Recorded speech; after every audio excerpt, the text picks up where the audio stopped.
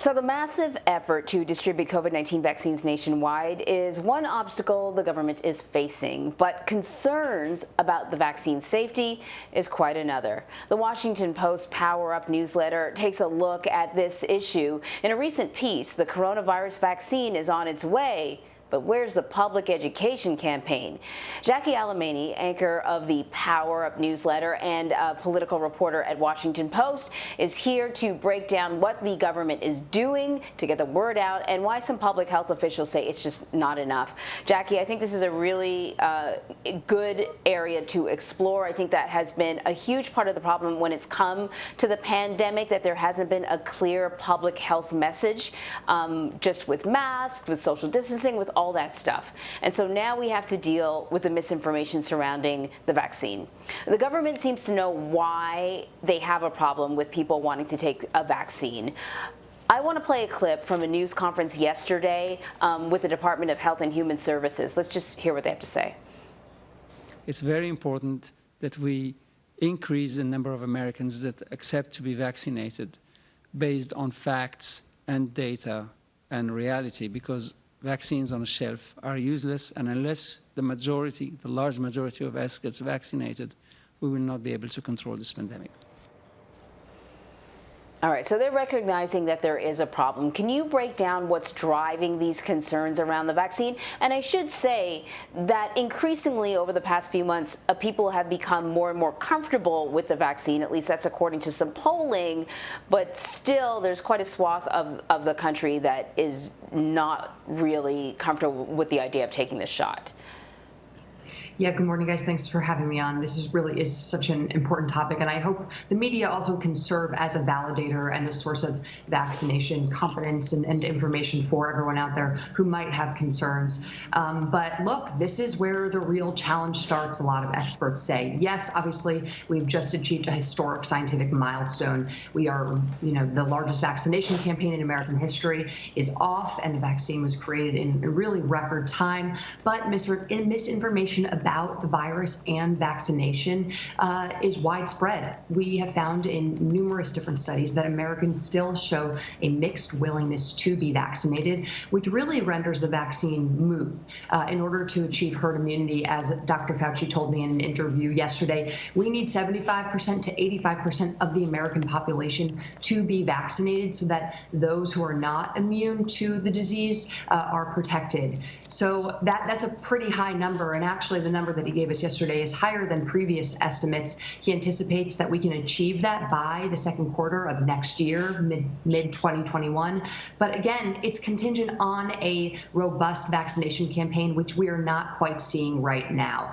That's something that should already have been rolled out in full force, but HHS officials really only started it 2 weeks ago. They have a $250 million budget that they are planning on using, but the project sort of imploded this summer after there was issues with political partisanship being injected into the campaign. So they're planning on having a vaccine influencer campaign. That means having people like Dr. Fauci, President-elect Joe Biden, Barack Obama, sports entertainment figures all being vaccinated on camera. But it's really, that's one component. There are a lot of different things here.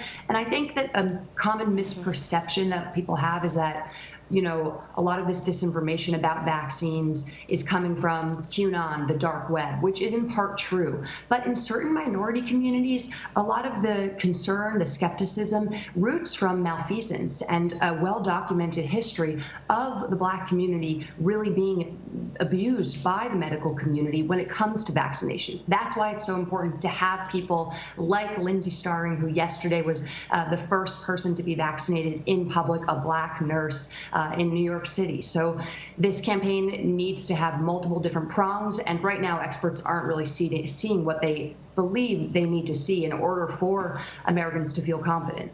Yeah, one of the things that's been remarkable about all this, Jackie, is the fact that the approach to this pandemic has been so scattershot and piecemeal. Basically, the federal government, the president of the United States, leaving it up to governors to manage, as opposed to having somebody front and center to advise the people, and not on hydroxychloroquine or bleach, but on real safety, real measures that would actually help people. I recall when I was a kid, there was a swine flu outbreak and President Ford took a vaccine, and there are photos of that, of President Ford getting the vaccine to reassure Americans about that. You mentioned the past presidents, Clinton and Carter and Obama, and Bush, they've all talked about perhaps getting the vaccine. And you actually reported this morning that the president-elect is going to get vaccinated on camera when Dr. Fauci advises him to do so. So what kind of effect will that have on reassuring the American people?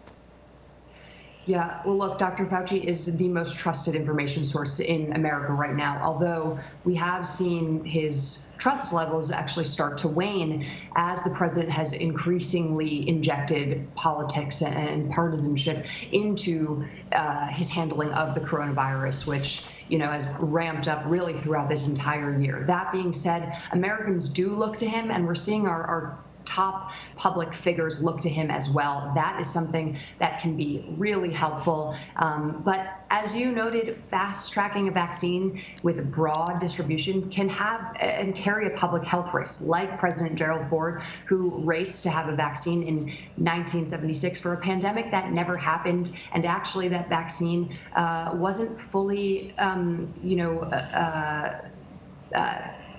efficacious. It carried some risk, and it ended up actually giving a small number of people who were inoculated with the vaccine some public health effects, some adverse health effects. So, having someone like Dr. Fauci get it on camera, telling the American public, looking them in the eye, saying that this is safe, that people like Barack Obama are also going to be doing it, is a validator, what the HHS is calling a vaccine influencer. But it's also really important to have local influencers, people on the ground, and also influencers in different arenas like LeBron James of the world, various sports and entertainment figures be vaccinated on camera as well. But again, it does help having the most trusted information source go on camera and do this and be advising a lot of the other top elected figures in our country. So I read a pretty interesting article yesterday that was looking at some research being done into public health messaging at the beginning of this pandemic all over the world, right? Which countries got it right, which countries got it wrong. And one of the things that seemed to be a problem that came up over and over again was that sort of a blanket message wasn't good enough, because within a population there are different types of concerns, and you sort of touched on that when you talked about the concerns within the African American community here. It's not the same as other places. At the beginning of the pandemic, this message that only older people were at risk made young people feel like they didn't have to follow the guidelines, right? So in your piece, you touch on the government's vaccine awareness campaign and how some public health officials think that they're really not doing enough. I want to play a clip from a video that they released just a few days ago. Operation Warp Speed is a fast-paced effort to develop and deliver COVID-19 vaccines to the American people. I'm Paul Ostrowski, Operation Warp Speed's Director of Supply, Production, and Distribution. And here are 5 things to know about how Operation Warp Speed accelerated the vaccine timeline with 0 shortcuts in the science. Oh, so they go through a list of 5 things that they did to get the vaccine to where it is at this point, which addresses a concern that a lot of people have, that perhaps the vaccine was rushed. But what do critics think is missing? Yeah, there is really this crux of the vaccine education campaign that is missing. There should have been outreach. That really started months ago from HHS, Operation Warp Speed, and the president as well, assuaging any concerns, providing targeted outreach in local communities in order to, as soon as the vaccine was ready to be rolled out across the country, have people be ready. Anecdotally, my colleagues have already found lots of stories of people even within hospitals right now who are skeptical of taking this vaccine because of the politicization that has surrounded it. Obviously, we saw President Trump really embrace the campaign to achieve a vaccine in record speed, but that did come with some risk because a lot of people, as we've seen in studies, quite frankly, don't trust this president and don't trust the medical advice that he's given. And President Trump hasn't necessarily made his case any easier by spouting some disinformation from, the bully pulpit, from, suggesting that people should inject bleach in order to fight the coronavirus, to refusing to wear a mask. So has not been a voice of reason or a voice of credible information throughout the coronavirus pandemic, which also varies from, I think, most other countries here who have been able to manage this more broadly speaking. But look, I also asked Dr. Fauci if he credits the behavior of the executive branch or American individualism for some of the differences that we're seeing between the pandemic in our country and in other countries. And he also said, at the end of the day, you can have as blanketed of a message as possible, but the idea of American independence and individualism does play into people's behaviors here. That's undeniable. Yeah, it's something we've talked about a lot here at CBS News, Jackie, whether or not that plays a role and how detrimental that is. Because in the past, Americans have united around a singular message, whether it's remember Pearl Harbor or remember the Alamo or whatever it is, the individualism can sometimes be overcome if there's a clear message from leadership at the top, which seems that it has been lacking over the past 8 or 9 months. Washington Post, Jackie Alemany, always great to talk to you, Jackie. Thank you for coming on. Thanks for having me, guys.